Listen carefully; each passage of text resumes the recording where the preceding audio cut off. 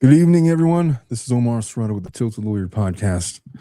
And I didn't want to do the show on this topic tonight. I actually wanted to do something else, but it happened. And in light of the whole debate that I had last weekend with, it was really with Nick Rekieta. It was supposed to be with Brad. It ended up being with Nick Rekieta. And I didn't know that was going to happen until like 5 minutes before the show started. But I was game for it. And it was a relatively good discussion. I think the majority of people received that debate very well. And there was some hardcore people that I don't know if they would describe themselves as MAGA, but let's just say Trump supporters that did not like what I had to say. There was plenty that didn't like what Nick had to say, but here we are. We're talking about another shooting that was captured on video, thank God.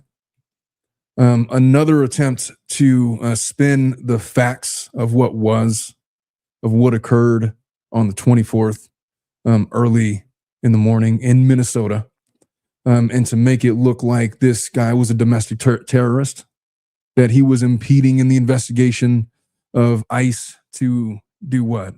At this point, I'm not even clear what it is that they're doing. I know that if I were to talk to Brad or Nick Rekieta or people that are defending the investigations of ICE, they would tell me that they're out there looking for illegals. And never mind the policies of Trump. It doesn't matter if I agree with his immigration policies or not. If you're here illegally, you're breaking the law and subject to deportation, subject to the immigration laws of the United States of America. To which I say to that, I used to be an immigration attorney. I'm still an attorney. I don't practice immigration anymore, but I'm well versed in the deportation laws in the United States of America. And I've been practicing law 12 years now, seen ICE utilized in the way that they are being utilized now. Now, I've been very I've been very deferential to all viewpoints on this issue. I have really tried to exercise a curiosity to figure out what it is that the other side is going to say, because it can't just be the case that people that are in support of Donald Trump's immigration policies and that are supporting ICE's authoritarian style of dictatorship, where they're now, as of just less than 48 hours ago, making declarations that they don't need a judicial warrant to enter your homes, no less. So now here's what you have. If that's true, and by the way, 100% is not. I don't give a shit who said it. But according to them, it is now the case that masked, unidentified ICE officials are allowed to enter your home without a judicial warrant to do whatever the fuck they want to do in the name of their investigation. What is the American people supposed to do with that? What do we do with that information? Because there are firm laws entrenched in just about every state, and they might not be labeled stand your ground laws, but basically if somebody breaks into your house unidentified, you have every right to shoot, to kill. And if some ICE person, unidentified, knocks down your door, masks on, without identifying who they are, what they're looking for, what they're doing in your home, and you shoot them, does that now label you a domestic terrorist? And when they inevitably take your life, because I'm guaranteed you're going to be outnumbered in that scenario, and whoever else is in your household, are they the occupants of your home, the people that live there, also going to be labeled domestic terrorist? Is the Department of Justice then going to label these ICE enforcement officers as heroes because they are advancing Trump's immigration policies to keep our borders safe?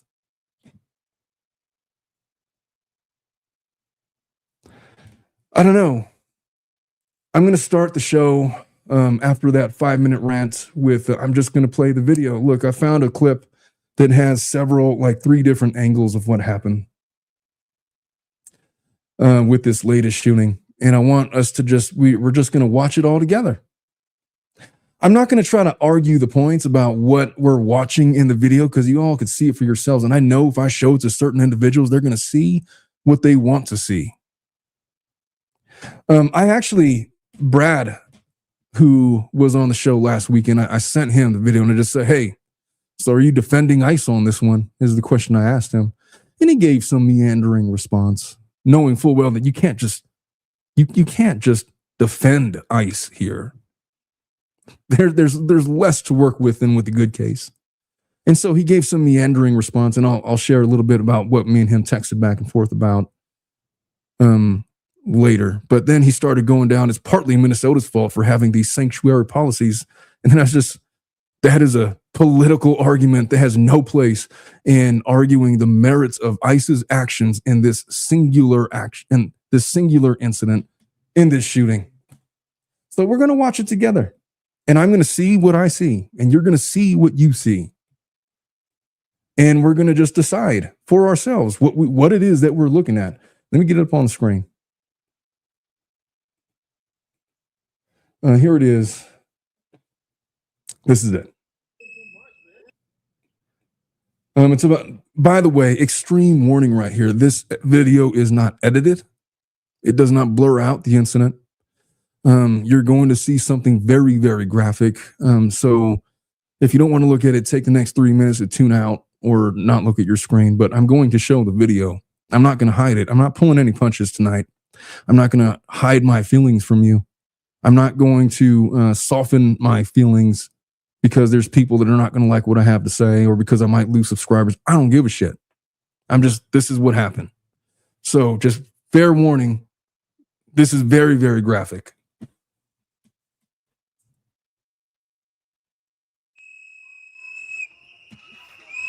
Go.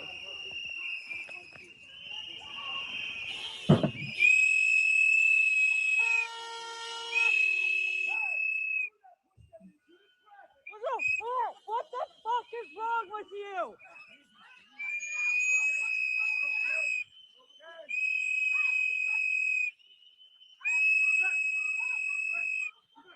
They ain't doing too much, man, and they keep pushing people, you know?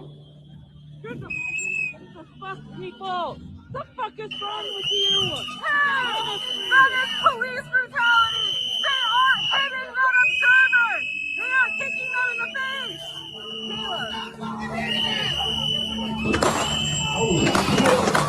What the fuck? They killed him? Did they fucking kill that guy? Are you fucking... What? What in the fuck? What is wrong with you? What is wrong with you?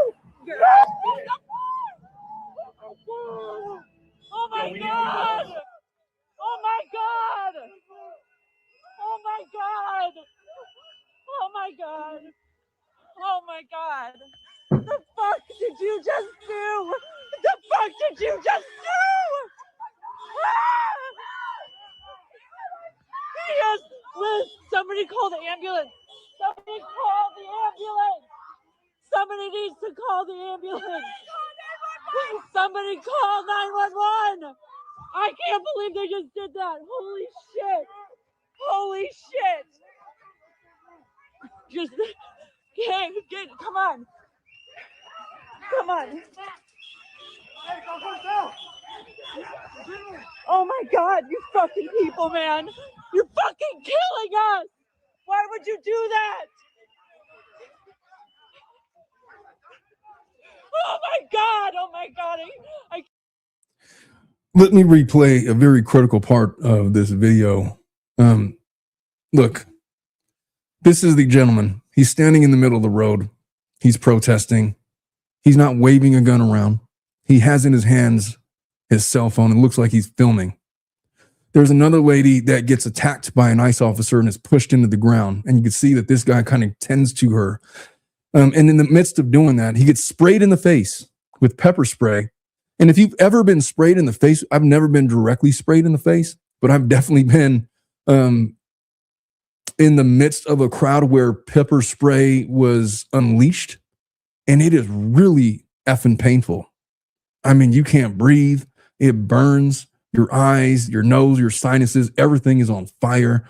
And he took a pretty good direct hit. And so he wasn't a threat to anybody at that point. He's wrestling on the ground. He was carrying a firearm, but he had a license to carry it. He was legally carrying a firearm. That weapon was taken from him. He never set off. He never took it out. He never pointed at anybody. He never posed himself a threat. They wrestled him down to the ground. It was a multiple against one. I didn't count how many there were. In the midst of them wrestling the gun from him, it's reported that his weapon probably went off. Maybe it did. But I counted like 6 or 7 shots emptied into his lifeless body after the threat was long since extinguished. Let's watch it again. He's in the middle of the road. There's this lady that's going to get just brutally attacked by this dipshit right here. Just puts his hands on her, and he has no right to do that. And again, just shoves her out of the way. Now here he comes. He's getting sprayed in the face. He's coming to her. He's right here. He comes to her aid and he gets sprayed in the face pretty good. And at that point, I doubt that he could see. I doubt that he could breathe because pepper spray is no joke. It is no joke.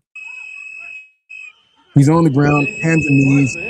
He's shielding this woman from the ICE agents at that point. It's reported that he was asking her if she was okay, likely his last words. And now they wrestle him off of her.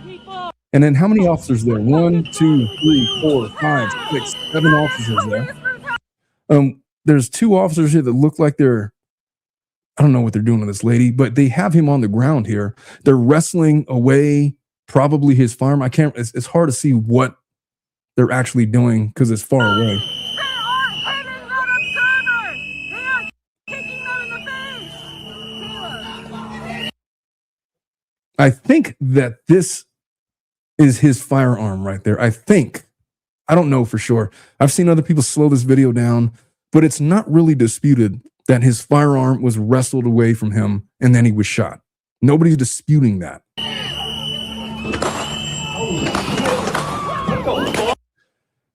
At this point, you see his body go limp. So count the shots. Count the shots. So there's 4 shots right there, and you see his body. You're going to see it go limp. Count them from this point. 10 shots. So 6 shots after his body's laying there lifeless where he's not a threat to anybody. That is a murder. That is an execution. I don't see how else you could frame that in any other way. That's what happened this morning. And then the rest of it, is, what it is. So let me get that off the screen. They didn't wrestle with his firearm. It was holstered on his back. Yeah. My wife is saying that the weapon was holstered on his back. So it's not like he was trying to hold on to it. So he was on his hands and knees. They saw the firearm. They took control of it. It probably accidentally discharged at that point. There was 10 shots that I counted, 6 of which occurred after his body was completely lifeless. There are people I've seen in YouTube comments that are celebrating his death. There are people in the comments saying that, well, good, he shouldn't have been protesting then. Or fuck around and find out, like he was doing something wrong. Let me tell you something. You have an American constitutional right to peacefully protest whatever it is that you want to protest, however big or small. You could stand in the middle of the street. You can do anything so long as you're not inciting violence. And unequivocally, that gentleman was standing in the middle of the road filming probably what ICE was doing. He was far away from them. He comes to the aid of some lady that was getting shoved to the ground and pepper sprayed in the snow, who appeared to also be peacefully protesting. Are they going to be labeled domestic terrorists? Because they're standing there and because they really don't like ICE? Because they really disagree with their investigative tactics? I don't know. Let me get to some of this stuff. So this is the latest.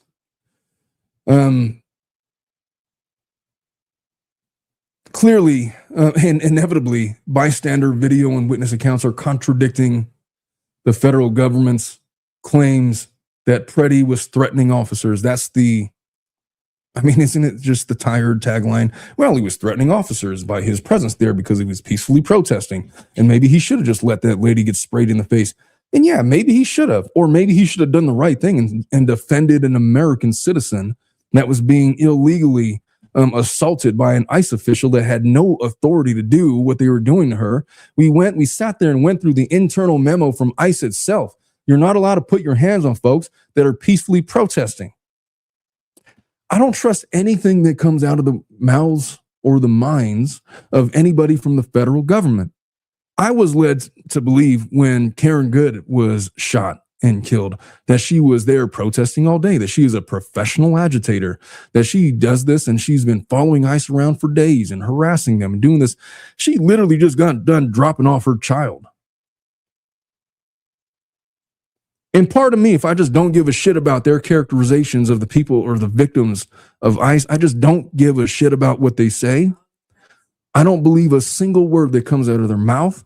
If they're going to say that this guy was posing a threat to ICE when he was outnumbered 7-1, when I just watched them empty out the clip of their whatever handgun they were using and 6 shots being while he was laying there lifeless on his back, where he was never going to move again. He was clearly instantly killed. I'm sorry, I just have nothing left to say to you folks. Nothing. You got the head of ICE, one of their highest ranking officials, dressing like a Nazi on purpose. I have a feeling like they know what they're doing. Like look, take it all the way back to Elon Musk when he's doing the Nazi salute, Hail Hitlers, after Trump gets elected, to the Stephen Miller issuing his rhetoric, to high-ranking officials being identified as members of white nationalistic organizations, to this ICE Bovino official, his name is Bovino, on purpose dressing like Nazi Gestapo enforcers from the 1940s. Fuck off. So either they're doing it to troll people and to incite the ire of people that are against what's happening so that these protests could continue to escalate in violence so that Trump could have, greater motivation or I guess justification in enacting the Insurrection Act against these folks so that he can roll tanks through the streets of Minnesota in a big public show or display of white nationalistic Nazi Gestapo fascist enforcement? Is that the end goal? Because it's not doing very well politically in the polls. There's primaries that are coming up. And these primaries, they're threatening to cancel them because, we can't hold the primaries because it's not safe. Pam Bondi is literally demanding to have the voter rolls that that they're not entitled to see. You are not allowed to demand access to voter databases. You have no authority to do that. Pam Bondi has no authority to do that. And yet she's making these demands of Minnesota in the name of what? Protecting fake votes, like flawed elections, rigged elections. You're sitting there in office, dipshit. What are we talking about? The only end game here is trying to interfere with the midterms, which if you look at the recent polls, is clearly not going to go their way. If you really want to get, deep with it, that's what I see what's going on. Look, I had a whole debate last week with Nick Rekieta. I didn't know he was going to come on the show until about 5 minutes before. I was going to debate Brad because I'd had a number of debates with him in the past about this kind of stuff. But I told him he was welcome to invite whoever he wanted. And the person he invited was Nick Rekieta, which is great. I'd never met Nick Rekieta before. I knew who he was because he's friends with Megan Fox, and I'm friends with Megan Fox. And so generally, if somebody's friend with Megan Fox, then they're friends of mine. You know, I trust their character. I don't give a shit about the cocaine stuff. I don't care about the disbarment stuff. I'm not going to attack his views because he made mistakes in life like a year and a half ago or whenever it was. I didn't care about that. I just don't care. He was forthcoming about it. The guy says that he's taking measures, he's sober now, or he's doing whatever, and the best to him for that. I saw a lot of comments attacking him for that, but what he is, he's one of the biggest law tubers. He's one of the first law tubers. I don't know if he made LawTube famous or not, but he was certainly one of the first. And I heard that he got famous on like the Depp v. Heard trial. Like he was literally like in the Netflix documentary with the Depp v. Heard case. And so that's how I knew who he was. And then as I've become friends with Megan Fox, I'm aware of her friendship with Nick Rekieta. And so I trusted that we would have a scholarly debate. And we did have a scholarly debate. And here's what I think about that. Look, what do I think about Nick Rekieta as a person? It really doesn't matter. But I think he's a guy that's made mistakes just like everybody else. And you know what? I have no reason to not like him as a person.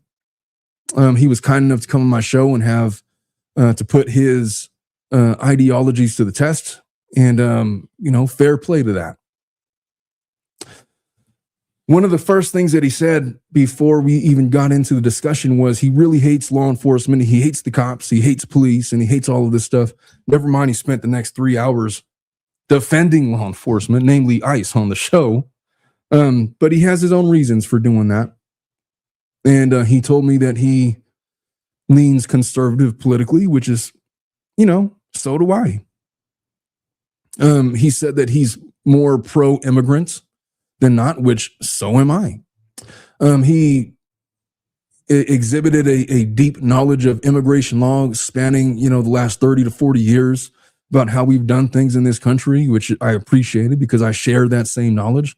And we were in agreement on all those things. He said he doesn't necessarily agree on Trump's harsh stance on immigrants, and obviously neither do I. But then we started getting into the Karen Good stuff, and my intent was not to debate the merits of the Karen Good incident because that wasn't the bigger question for me. The bigger question was, what do we make of ICE usurping the Constitution and enforcing their ICE objectives that were handed down directly from Stephen Miller, the Department of Justice, Pam Bondi, and the like? And their reckless escalations in these investigations where seemingly there are hundreds of examples now floating around on Reddit, floating around on YouTube, floating around on X, and whatever your platform of choice, where all you got to do is type in excessive force ICE, and you will be confronted with hundreds of clips of ICE putting their hands on folks that are peacefully protesting. And I don't need to go through every single incident one by one on this show. I did that a couple weeks back, and you guys could do that. We just saw an example of them executing a guy. What more do you need? We're like a week prior to that. It was the Good shooting. And I played that ad nauseum on my debate with Nick Rekieta. He spent a great deal of the show trying to convince me that cars are deadly weapons and cops have to make split-second decisions. We agreed on the law for the most part. We agreed that an officer, in order to use deadly force, must objectively believe that there is imminent danger to the public or to their person by virtue of the totality of circumstances. I 100% agree with that. But those privileges, those presumptions, and that specific formula is preserved for officers that are acting in good faith. It is not relevant or not applied to the actions of reckless officers who needlessly escalate situations, such as the Good shooting, such as this most recent Pretti shooting, such as count the hundreds of incidents that have occurred in Minnesota over the last couple of weeks. if you're going to act like a maniac Gestapo law enforcement agency in the name of Stephen Miller, then you're not afforded the constitutional formula or test or analysis of whether or not deadly force was justified. Which is why I just was not interested in having a discussion on whether or not the shooting of Karen Good was justified, because in my eyes, very clearly, I believe it was not. In my eyes, I believe that ICE recklessly escalated a situation that didn't need to be escalated. I keep calling her Karen. Her name is Renée Good. It was a confusing situation. I don't think she tried to run over anybody. And from my view, the ICE officer moves in front of the vehicle, leans into the vehicle, fires 3 shots into the vehicle, hits her in the breast, in the shoulder, and last shot, third shot that kills her in the temple. And so if you want to say that, well, vehicles are deadly weapons and he had to make a split-second decision, and whether or not, fine, you can have that argument all you want and argue by yourself. I think it needs to go to a jury. And he made other arguments that, oh, well, what good is it going to do to go to a jury? It doesn't fucking matter what good it's going to do anybody. It doesn't do anybody any good, the fact that this lady has lost her life. It doesn't do anybody any good that this fact that Pretti has lost his life. The fact that these incidents have occurred, they must be tested in our judicial system, because the worst outcome is to not test them and to have the general public feel unprotected by their federal government to the point that they start taking up arms and putting the matter in their own hands, because there is no injustice that the federal government, at the hands of ICE, that they will not protect. If people start thinking that way, then it's going to start getting real dicey for ICE people out there. And not just the bad actors, the good actors, people that have been employed by ICE for like the last 20 years, that have had nothing to do with this Gestapo level enforcement. You're putting them in danger by allowing and escalating this and refusing to investigate what's clearly being seen as by the general public as the wrongdoings of ICE. If you don't even have a trial, then what is the people supposed to do? You know what you're going to do? You're going to resurrect the Black Panthers and the Brown Berets. And you know what? It's not going to be Black Lives Matter anymore. It's going to be American Lives Matter. And then it's going to be the Americans that voted for you on the pretense that you're keeping our borders safe, but you're actually trying to expand the federal powers of ICE to the point where they don't even need judicial warrants anymore to enter your home, and they're allowed to not have to identify themselves, and they're allowed to shoot you on sight without fear of repercussion. You know what you're doing? You're attacking Americans. You're making America less safe. And God damn it, I remember back in 2020, you ran on a campaign that if Kamala Harris, or not even Harris, if Joe Biden gets elected, America's going to be less safe. If Kamala Harris gets elected, America's going to be less safe. Well, guess what, mother effers? I don't think I've ever been less safe in America as it stands right now on this on this day in the year of our Lord 2026. I don't think I've ever lived in a government in an America whereby I am fearful that ICE is going upon the orders of somebody without American ideals, somebody with nefarious ideals akin to white nationalistic Nazi fascism, is going to order an investigation against me, against my daughters, against my wife, against my family members, because they have Hispanic last names, because they got brown skin and brown eyes, and they don't fit Donald Trump's white version of America. Not even Donald Trump. Stephen Miller? I don't know. Who were the white nationalists in control of ICE? Because I'm not going to pretend that they're not anymore. Fuck off with that. This isn't ICE for the protection of our open borders. This is they're going around and they're hunting brown folks. They're going into your homes, they're going into your cars, they're pepper spraying you, they're shattering windshields, they're shattering your car windows, they're opening fire, they're stripping you of your firearms, they're stripping you of your federal liberties, and they're stealing your lives. And when you push back against it, they're going to call you a domestic terrorist.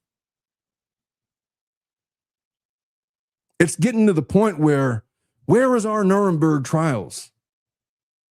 If these midterms are allowed to happen, and if at some point anybody grows a spine in Washington, Democrats or Republicans, I'm looking at them the same. If they're not in favor of what's going on in America, then they need to stand up. But I know that they're not going to stand up. I know that the Democrats are laying down. I know that the Republicans have been laying down, and they've been doing that for like over a decade now.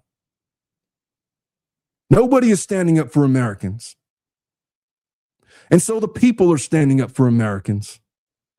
And there was a time back in the late 1700s when nobody was standing up for us, but we stood up against what we believed to be an unfair, oppressive government so that we could gain our own independence. And then thereby, in a nation of immigrants coalesced together and became the United States of America.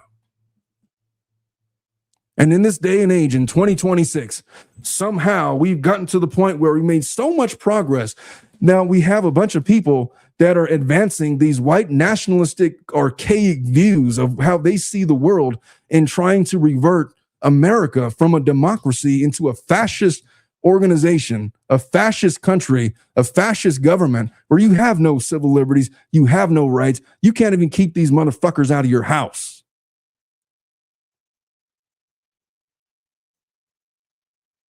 So part of me, I'm done listening to you folks.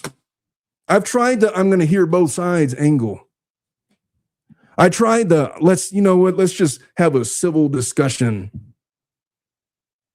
and let's be intellectually honest about what's happening. I've tried to do that and you fuckers won't do it. I don't mean you fuckers. Some of you will not do it. Lots of you are intellectually honest. Some of you are not. When I could see these incidents that occurred with Good and with Pretti, and these continued incidents, I didn't mean to say that was a poor choice of words. You know what I mean? I'm speaking to the individuals in my comment sections, in the chat, in some of these videos that I've had on these issues that are refusing to be intellectually honest with what's going on. Gloves are off.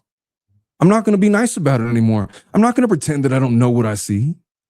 I'm not going to pretend that I don't see what I see. I'm not going to pretend that America hasn't diverted into this weird 2026 version of Nazi Germany. I'm not going to pretend to see that ICE is murdering folks and executing folks. And I'm not going to pretend to see that the federal government is literally taking anybody that opposes their viewpoints and calling them domestic terrorists. My eyes are open. And I hope yours are too. And I don't apologize for the harsh words that I'm saying tonight. It's very raw and it's very honest and it's very real. And I'm willing to talk to anybody about any issue. I'm not afraid of confrontation. I'm not afraid of intellectual discussion or debate on these issues. I'll talk about all of it. And I have no problems when I'm wrong to admit that I'm wrong and change my mind about things. But here's my test. If you're going to say that the people of Minnesota are putting themselves in harm's way, and if they would only just stay home, then they would still be alive. First of all, that's bullshit. That's so un-American. I'm not even going to entertain that line of thought. But if you're going to say that the way that they're protesting is dangerous, or that they're interfering with ICE investigations, and so therefore ICE enforcement is justified, if you will not say the same thing about January 6th insurrectionists, then you know what? I have nothing to do with you. If you're not going to consistently hold that standard to the January 6th folks from 2020, then we have nothing to talk about. That's honestly my test. It was one of the things that I asked Nick Rekieta, because he went to say that, oh, well, she might have been breaking the law. She was parallel parked or she was parked perpendicular in the middle of the road. She was breaking the law. So therefore ICE had the right to approach her vehicle. First of all, no, they didn't, because ICE has no authority to enforce traffic laws. They're there for border control. They are there to handle issues of immigration law and federal law at that, which immigration law is. They cannot go there and start investigating white collar crimes. They can't go there and start trying to enforce speeding violations or perpendicular parkers on a road and use that as a pretense to pull you out of the car and beat the shit out of you, as it appears that's what they're going to try to do with Renée Good. And so I appreciate that argument. It's missing the mark. I take it back to January 6th. If you were unwilling as an American to hold a January 6th insurrectionist to the same standards when you say that ICE is justified in using deadly force against these Minnesota protesters, then we cannot have an intellectual discussion in good faith because you are not being intellectually honest.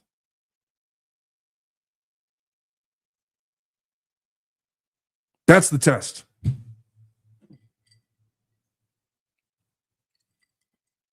So we had that talk.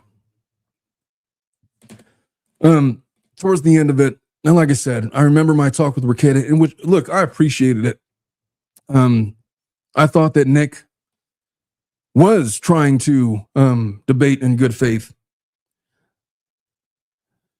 I just think that his line of reasoning, when he kept on trying to defend the actions as if, these were good faith officers, to me, I was never denying the fact that there was a good faith test for whether or not force is justified. But we don't even get to the test if you have recklessly acting officers, which is what I observed in the Good case, and which is what I definitely observed in the Pretti case. I don't know what Nick Ricketta would say about this most recent shooting. I would welcome his comments or thoughts about it, perhaps in another debate. I did talk to Brad about coming on, but he said he had to get his sleep. So I am kind of streaming like he lives in Detroit. He's on the East Coast. So it was going to be past midnight for him. So I understand. But I was texting back and forth with him. And I'm not going to read this verbatim, but it was, I had just asked him the question.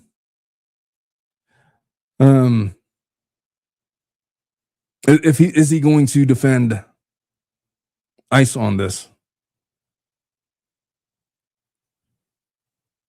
Well, before I misquote him, let me just make sure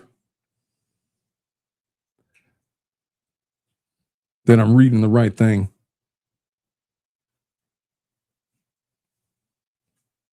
Yeah, I don't want to read his text messages, but here's the key thing. He says that Minneapolis is partly to blame with their sanctuary policies and the fact that the LG of Minnesota is in these ICE watch groups is very bad for them. To which I just kindly stated to Brad, that is bullshit. That is a political argument that has no place in the evaluation of this incident. And then I offered him to come on and talk about it. I did warn him that I wasn't going to be as nice as I was last time. Maybe we'll have that discussion later on in the week. I'm done with the excuses. What did it say? So that many people have, not just Brad. Yeah, it's not just, yeah, it's right. It's not just Brad. Brad is the one that I talk to the most because me and him are friends. And if I have friends that have those viewpoints, then it's like a prime opportunity for me to understand them when they know that I'm coming to them from like a good faith place. If you have friends that are on the MAGA aisle or that are supporting ICE and you're not on that side, it's a really good idea to test, to test their thinking. Why is it that you think the way that you do? Don't do it with family. That's such a bad idea. Don't do it with family. Keep it non-blood. We'll do whatever you want. I thought it was really eye-opening. Well, here's the other things that I haven't talked about yet. Tim Walz comes out and condemns the deployment of federal immigration agents. He calls them untrained. He says that this is a dangerous federal overreach. He demands their removal from Minnesota. He says all of the things, right? Is that going to get anything done? No. He says that the BCA, the Minnesota Bureau of Criminal Apprehension, has initiated legal action and are pursuing state-led investigations accusing federal agents of blocking local investigators and spreading false narratives. Pam Bondi wrote a letter to Tim Walz on January 24th, the same day as the Pretti shooting. And she has these demands for Minnesota. In that letter, Bondi said that Minnesota has refused to enforce the law. Pam Bondi demanded access to Minnesota's voter rolls, which she is not entitled to. She wanted Minnesota's voter rolls for the Department of Justice Civil Rights Division to confirm compliance with federal law, to which Tim Walz has every right to say, fuck off. You ain't getting that. She's not entitled to it. She wanted access to the state welfare program data, including Medicaid and SNAP records, basically food stamps. She wanted a repeal of local sanctuary policies in cooperation with ICE. That's a really big deal because it tells me that ICE's presence in Minnesota is not about hunting down illegals. Although I'm sure if you were to ask ICE officials, they would say that, yeah, it is.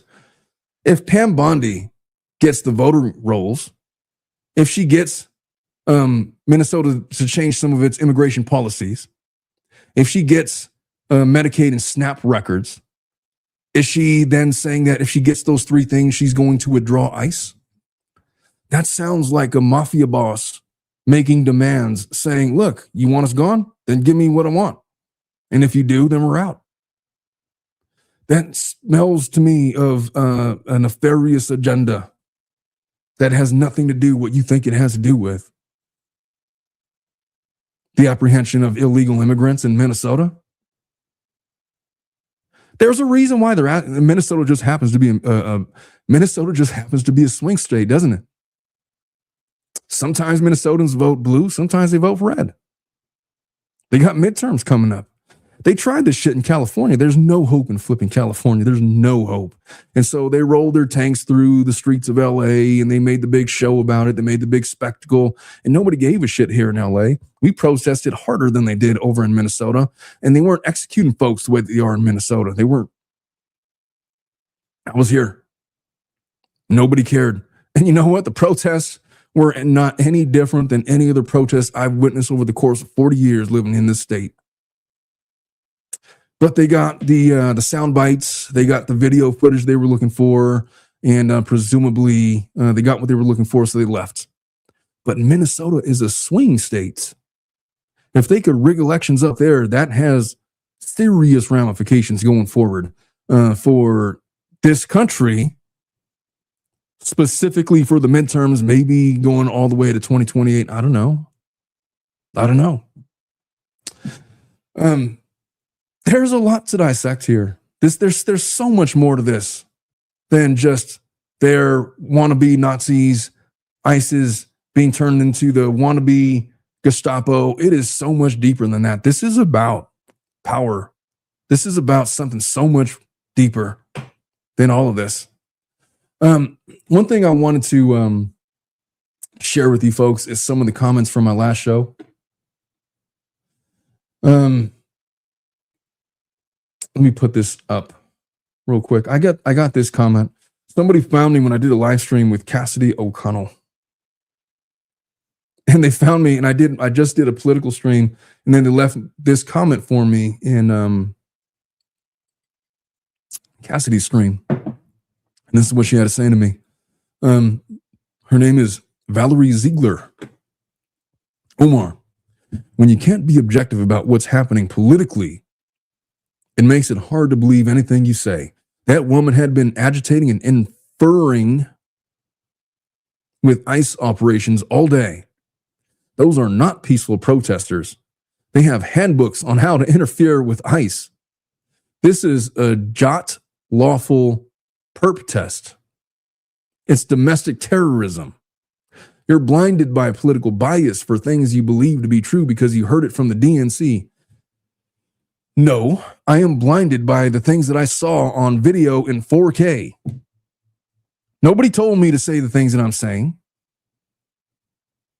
My wife is sitting right here. She had no idea I was going to say the things that I'm saying. She saw me getting all worked up, and she's telling me to feed the dogs, and I'm getting all worked up over this shit. Nobody's told me to say these things. I don't know anybody from the DNC. I'm saying what I'm saying because I saw it on video is why. Second of all, show me this handbook. And if there is a handbook, show me that Good had this handbook in her possession or that she was aware of what was in it. I don't know where you're getting your information from. Like, I could not have an honest debate with somebody like you if you're just going to say this stuff. I have no idea where you're getting this from. Literally none. I've never heard about any of this stuff. They've been lying about absolutely everything for a decade. Stop talking about Erica Kirk. I don't know what I said about Erica Kirk, other than she gave a speech. I honestly haven't said anything about Erica Kirk. I don't know what I said. OG and I guess you believe what Candice believes. So Charlie's a time traveler and not really dead, right? I have no idea what this sentence means. I do not believe that Candax is a time traveler. If you mean Candace Owens, I have no idea what she said about Charlie Kirk and time travel. And then she says, Cass, I love you. I can't deal with a willful strategic ignorance by a damn legal attorney. That scares me. Omar is the same type of people Blake's lawyers are. He believes whatever the MSM claims. I don't know what the MSM is, honestly. What's the MSM? We don't know. Even though this case proves the media bold-faced lies to their lead. Trump was never a friend of Epstein. Lady.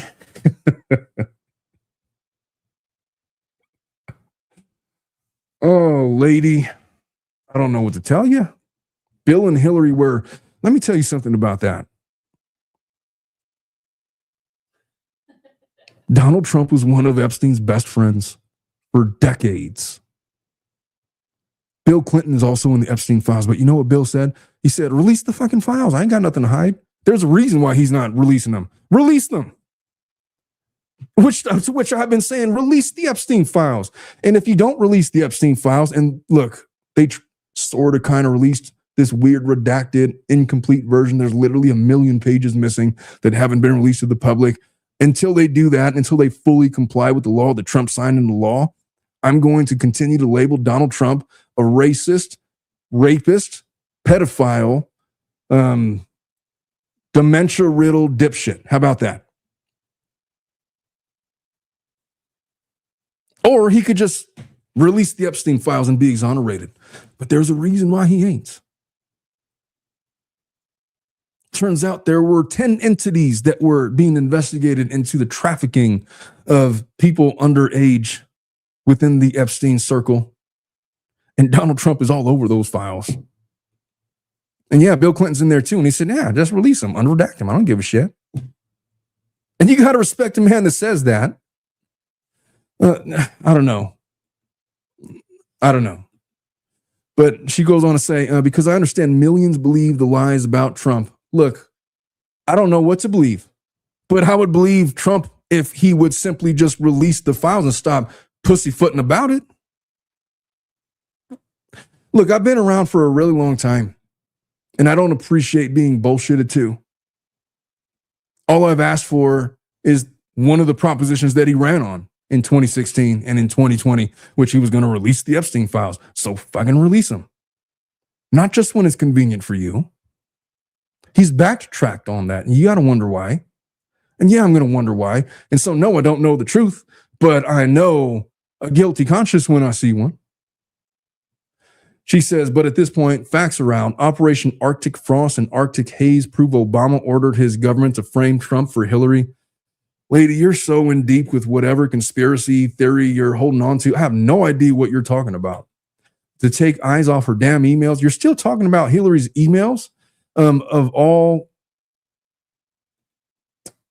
I can't even read. Well, I just accidentally pressed a button. Of all the goers, hack a decade. and I'm done listening to Omar lie to people because he refuses to learn facts. I literally had Nick Rekieta on my show and Brad to tell me what they think the facts are. I've been so open to the facts. All I've done is play videos and report on what I see and form my opinions based on what I know, and have been willing through my own intellectual curiosity to change the course of my opinions based on what's presented to me. I'm not closed off to people like you that want to tell me that I'm wrong. I feel like the opposite is true. If I were for me to talk to you, I show you videos, I show you facts, I show you evidence, and I give you my reasons and my opinions that are well educated, that are researched and well founded. And you tell me that I should be looking at Bill Clinton. I don't know what I'm supposed to say to that. Let's look at some of the comments from the last debate that I did with Nick Rekieta. Let me get these up on the stream. Here we go. All right, this is from my debate with Nick Rekieta. And look, a lot of it was really good, and there was some that was not. But I get this great discussion. I have even more respect for both Omar and Nick and their willingness to actually talk about and analyze the issues at play and analyze their beliefs and opinions through the lens of an opposing view. I already respect both your intelligence and educated opinions, even though I often don't agree with either side of these polarizing topics. But what really stands out is your ability to actually hold an educated and civilized discussion, a very rare skill these days, where most people just want to scream into an echo chamber, which if you were to ask Valerie Ziegler, she would disagree with you. She would say that I want to scream into an echo chamber. I don't want to do that. I did invite Brad onto the show tonight, and he said it was too late, to which I gave him another. Maybe we'll do this later in the week, because I'm definitely not about echo chambers. I got enough of those. There's another comment. We need more of this, listening to differing opinions and having respectful conversations. Politics is PR to keep us divided. There's darkness on both sides with no middle ground. The public is being manipulated to hate. This sentence right here. This sentence right here. It's nice to see an open, honest conversation. A big problem is MSM propaganda and people forming opinions based on what they're fed. True journalism is crumbling. What is truth? Until the people in power decide to have an open dialogue based on facts and truth, there will be no peace. All government has been corrupted, and we, the people, are suffering on all sides. To which I raise my glass to Lori River Goddess. MCH High Life says, missed my super chat, but still love you. Someone said this is one of the better streams. Nice to see a civilized discussion. Great discussion. Absolutely fantastic and fascinating discussions. So, we did a lot of good just having opposing viewpoints, being able to share our look, Nick, I could tell Nick Rekieta is very passionate about his viewpoints. I am very passionate about my viewpoints. There was a point where Nick very early on in our debate said that, hey, sorry, man, I do this thing. I interrupt folks a lot, so I'm going to talk over you a lot. So I said, all right, cool. And so towards the end, in order for me to get out my points, I had to talk over Nick a little bit. And so we kind of did this thing towards the end, which I respected. Maybe next time we'll do like a 1-minute timer. Here, you got a minute to say all your stuff. Go. And then we'll just do it like that, so that way nobody talks over anybody. Because I agree, it's really frustrating to listen to argument when people are talking over each other. I did get some comments like that. There was one person that said, wow, did my blood pressure skyrocket watching this back? I forgot that I'm not watching live and want to inject facts with chat. Thank you, Omar, Brad, and Nick. Big conversation hog. Omar, you could not get a full statement in, and Nick keeps injecting his analysis. Well, that is true. And so, but I did learn towards the end that I have to get something in. And so I started trying to inject myself further. But overall, I was very happy. Because look, me and Nick have never met before. I've never talked to that guy. And so for us to pull that off and to speak for 3 hours the way that it went, I thought that it went really well. And so I hope that we get a chance to do it again. Somebody says that this was very interesting and very well presented by all panelists. I understand that Ross will probably get off, not even be prosecuted based on current self-defense laws. Here's my question. Should the laws be changed to secure our civil liberties more? I don't think they need to be changed. I just think they need to be enforced is the problem. The problem is not that there's laws that protect American citizens. It's just that we selectively enforce them. And this specific administration is being very picky in how they're enforcing laws that protect your civil liberties. That's really been my complaint with all of this stuff. Somebody's asking a question. Is it confirmed that Ross said that because there were other officers nearby? I don't know if he said that or not. I think that he's talking about when it's purported that Ross called her an effing bitch after he fired the third shot. I don't know if he said that for sure or not. Oh, but it was pointed out to me because I said that she was shot in the head, and both Brad and Nick said, no, she wasn't. She was shot 3 times center mass. Like, oh, so the autopsy report must have been released already. It turns out that it wasn't. I kind of backtracked on that. I was like, well, I don't know where, I didn't see where she was shot. So if you're telling me she wasn't shot in the head, fine. Turns out, yeah, she was shot in the head. She was shot in the breast, in the arm, last shot, the third shot, the fatal shot, in the temple, in the left temple.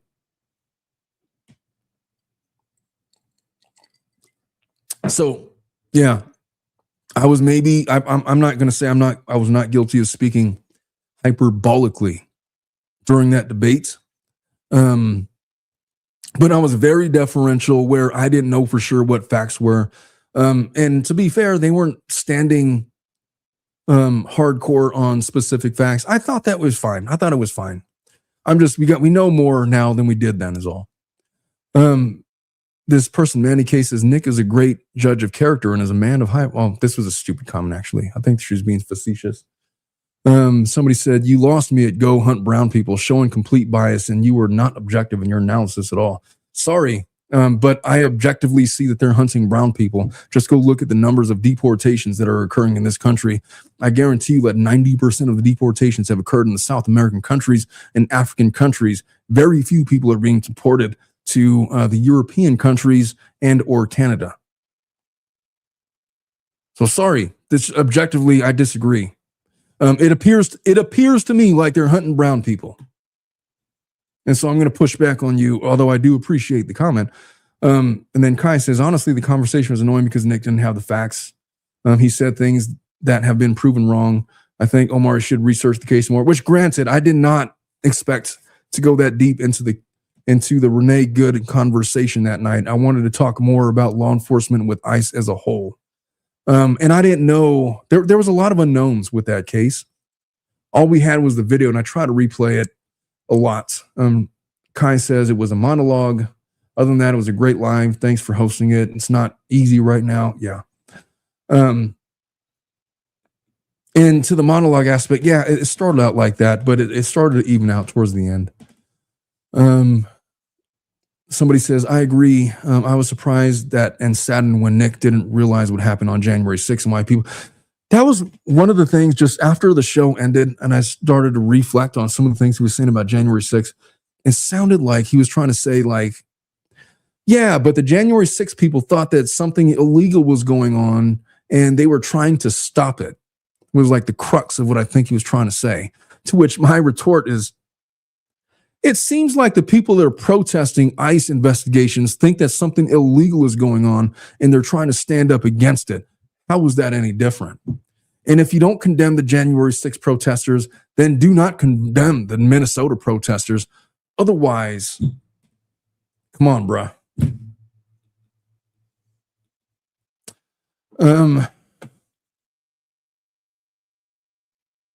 There were some other good comments in here.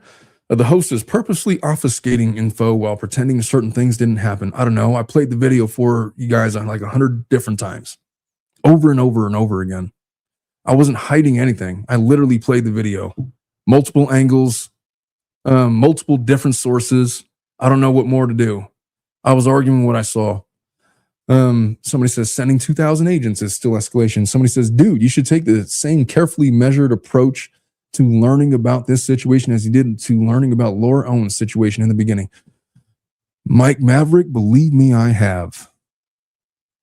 Believe me when I tell you that my knowledge of this situation doesn't begin in 2025. I'm pretty well versed about what's been going on in this country, dating all the way back to the late 1800s. And so when I speak on this issue and I speak out the way that I speak, just know that I'm doing it from a well-rounded foundation of knowledge of what this country has gone through. And then he tells me to stop interrupting. He didn't have any problem with Nick interrupting. That's fine. Clearly, Mike has a side that he chose. Somebody was mentioning the accent thing. The officer says, because of your accent, piggyback on a 5017 where, I don't know, I feel like this is dealing with semantics. If the officer had mentioned a specific accent and had been correct about said accent, it would make a little more sense. But differentiating between because of your accent and because you have an accent is not differentiating, in my opinion. I think that's based on the discussion that me and Nick were having about you can't just stop somebody because they have an accent and call them an illegal immigrant and demand to see their papers. Nick said, well, yes, you can. And I said, no, you can't. And we had that discussion. And so if you want to go back and hear about what we talked about, go back to 4440 of that video from last week, and you'll get to hear the full discussion. There was fire and rocks being thrown through the windows of ICE cars. It absolutely wasn't peaceful in LA. I didn't think you were a joke, but to deny all we saw on video makes you a joke. I don't even know what she's talking about. I don't think I ever mentioned, first of all, I don't think I ever mentioned that there weren't any incidences in the LA situation. When did it happen? Back in in the March, April? I want to say it was before summer of last year, before summer 2025. I never said there was no incidents that occurred. I simply said there was never a scenario that Trump was making it look like he was basically declaring the LA riots. And by the way, when the LA riots occurred back in 1991, I want to say that Bush actually did declare an insurrection act that allowed the military to get involved and restore order. Back in 1991, they were burning down and looting buildings, pulling people out of their cars, beating the shit out of them, murdering them. It was a whole different thing. If there was one or two different incidences that occurred with ICE officials that doesn't happen every single day with regular law enforcement, that to me does not in any circumstance justify rolling tanks through the streets of LA. So sorry, Gen Savers, but I don't think that you know what you're talking about. Somebody says, I believe the protests are more about the inhumane treatment of the undocumented immigrants, most of whom are nonviolent and just trying to live. This is why people didn't protest like this when Obama deported the most people under any administration. We should not degrade and humiliate people. Yeah, I made that point. If the objective truly was to rid the nation of criminal, illegal immigrants, nobody's been more successful at that than Democrat Barack Obama. He was labeled the deportation president because of his prolific ability to deport illegals. If you committed a crime and you had no status in America, your ass was grass. They put you on a bus, they put you on a plane, and they did it so expeditiously. I'm talking about within a week or two. But you had due process. You didn't have ICE turning into the Gestapo. They didn't have to go hunt you down. They did things civilly. They didn't humiliate and put American lives in danger. They didn't make a spectacle of it. When Obama had every reason to make a spectacle of it, because if you recall back in 2016, honestly, since 1998, Republicans have been railing on about how we have open borders and these illegals are eating up all the resources and they're taking all the jobs and they're stealing all the money and costing us all the tax dollars. I've been hearing that my whole life. And then when Barack Obama starts actually doing a really, really good job of deporting illegal immigrants, nobody says a word about it. They just talk about our unsecure borders and how there's murderers and rapists on the street because Obama won't deport them all. Never mind that he had deported more illegals than any other president either before or after him in this nation's history. So take that, what you were. Mike Maverick says, dude, you need to calm the F down. Oh yeah, the thing about Rekieta and people saying stuff like that, look, I don't care about that. And it's just stupid in a debate to have to resort. I'm not going to resort to that. He made mistakes in his life. He's paid for them. He's paying for them. And I just think it's a low blow. I'm not going to go there with that. Somebody says, trying to have a logical conversation with a cult member will never happen. They are so brainwashed, they will never see the truth of what's happening. I felt bad for Omar during this entire 2-against-1 narrative. To be fair, it didn't feel like 2 against 1 because Brad didn't say a whole lot. It was mostly just me and Nick talking. Brad would chime in every now and then, but I didn't feel like it was unfairly 2 against 1. I was fine. I'm a big boy. I could take it. Somebody said I didn't sound very smart. And somebody said perhaps because Nick made it impossible to let him get in a word, but when Omar did, he was factual and concise. Well, thanks. First time, great show. 2 points. 1, trying to analyze the situation with the political rhetoric. It's prominent in your thoughts and arguments. 2, I wonder if he means without. 2, every action that escalated the situation came from the driver. Her actions determined the outcome. We can all agree this was awful. I don't agree with your 2. And if my political rhetoric is me saying anything negative against ICE, which I feel like that's what it is, I don't know what to tell you, man. I'm not trying to come at this from a political angle. Matter of fact, my politics lean conservative. I'm more Republican than I am Democrat. But when it comes to issues of civil rights, I'm for that. I have a very deep knowledge of what this country has gone through when it comes to racism in politics and civil rights and the lives that have been lost in the name of standing up for the people. And I'm not just going to sit idly by and not comment on what I can see with my own eyes and ears, what's going on. I just can't. And if you want to call that political rhetoric, that's one way to go about it. The other way to go about it is to open your eyes and to view things objectively without the political context. And once you begin to do that, I think that you and I will start to see common ground. Even in my debate with Nick, there was some common ground. In spite of our disagreements, there was common ground in the incident because we're Americans. And the American spirit is to stand up for the oppressed. B-Rotrani says the ICE officer, I realize I should be reading the live comments in this stream. I'm reading like old stuff from the debate from a week ago. I promise you when you get to some of your live comments, I just thought it was worth going through the exercise of seeing some of your thoughts before this new, most recent shooting happened. The ICE officer got in her path. She was backing up. Somebody says, I really don't recommend having Nick Recato on the show. He's disrespectful, uninformed. I didn't find him disrespectful. I didn't find him uninformed. I found him, I don't want to say disingenuous. He was trying to argue his points. But when you can't condemn the actions of January 6th insurrectionists, I do look at you sideways. And he started to try to defend their actions. And you can make heads or tails of that. But I don't think that Nick did anything wrong on the show. And he's welcome back whenever he wants to come back on. If he wants to come back on. Wait, so this guy has no clue that Recato is no longer authorized to practice law according to Minnesota Supreme Court, ROFL. They just lied to their audience now. Yeah, Nick pretty openly said that, yeah, I'm not a lawyer anymore. There was a cocaine issue there. We had a good laugh about it. Nobody was trying to deceive anybody. And so we all know where everybody stands. So that is that. I'm going to see what's going on with the chat before it gets too late. Hey, somebody gifted a Tilted Lawyer membership and a Mata. Thank you so much for doing that. Lauren 90 says the ghost of Lauren is behind you and says hello. Hello there, Lauren. It's a pleasure. I hope you're not up too late. And then Lauren 90 donating 10. Thank you so much for that, young lady.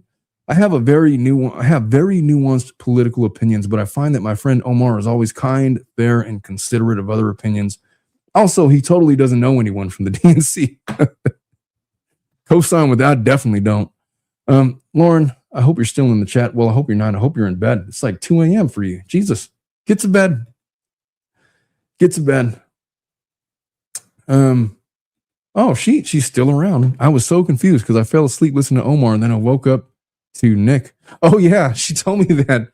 She said that she fell asleep listening to the show and then she woke up and then Nick Recato was in there. She's like, I thought I was dreaming. It's like, no, It's just, I didn't know that Nick Recato was going to be on the show either. And we found out, and we had a nice, lively, collegially scholastic debate.